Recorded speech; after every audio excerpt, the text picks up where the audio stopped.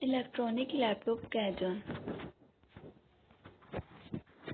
A cajon is a box-shaped percussion instrument played by slapping the front or rear faces with the hands, fingers, or palms. They are usually quite large, and the player sits on them like a stool. Some have a wide snare that adds a rattle sound. I wanted to build a smaller, more compact version as a prototype. And for proof of concept, I will eventually build a wooden version, but this one functions so well, I thought it deserved its own instructable. If you like to slap out the beat on an empty beer case, this one will appeal to you as it is made of cardboard. I decided to add amplification because of its small size and was pleasantly surprised by sounds it produces plugged into a standard guitar amplifier. Supplies. Hardware items are used as medium-sized, unused, and unassembled pizza box, a pool noodle, some double-sided mounting squares, stick on furniture, floor protector, feet, and small piece of scrap wood. Electronic items, some fine hook-up wire to DPTT and connected cord. These are available for any electronic supplier. I ordered mine online from dijikey.ca. These are listed as buzzer element. It's the part that makes those beeping sounds from your coffee maker or microwave. For whatever it requires an oscillator circuit. It works just as well as a mini speaker or microphone, and in this case functions like a guitar pick up to detect drumming sounds. You will need solder and a soldering iron, a glue gun, drill and drill bits. The cord adapter, mounting square, furniture, floor protectors, spool noodle are all from the dollar store. Step 1. Prepare the box.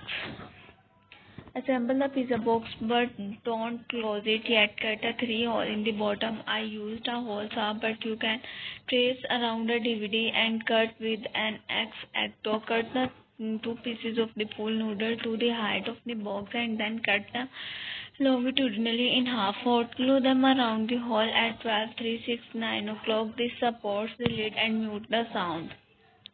Drill holes for the audio cord and switches in the back side of the box and install the switches. A small block of wood should be hot glued below the audio cord exit hole so the cord can rest on it and be fastened to it later. Wiring. Step 2. Attach the mounting squares. I measured the halfway point between front and back and also halfway between the pool noodles and each side for the lid. For the base, I staggered them a bit to avoid oscillation between the piezo transducers. Next, I pressed the transducers onto the mounting square and made all the connections. A wiring schematic is provided, but it is imperative to connect the transducers in parallel, that is red to red and black to black.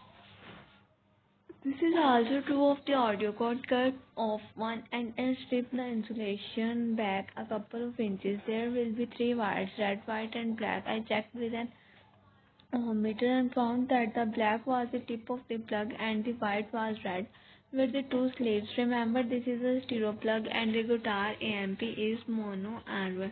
Solder the white and red together and you will solve that problem and allow it to work with the standard guitar amp. Feed the cord through the hole drilled and hot glue it to the wood block, leaving enough of the inner wires to reach one switch. The audio cable connects to the center position on both switches. The bottom transducers are connected in parallel to one side of one switch. The top transducers are connected in parallel to opposite side of the other switch. This will allow the output to be switched between top only, bottom only, or both at the same time to change the sound. Orient your switches so that it is easy to know what transducers are connected. Step 3. Finishing touches. I installed 4 furniture feet on the bottom and description of the switch position. I also glued some wood veneer to top and front to strengthen the lid as it will take a pounding. The decals are just for decoration. Thank you so much.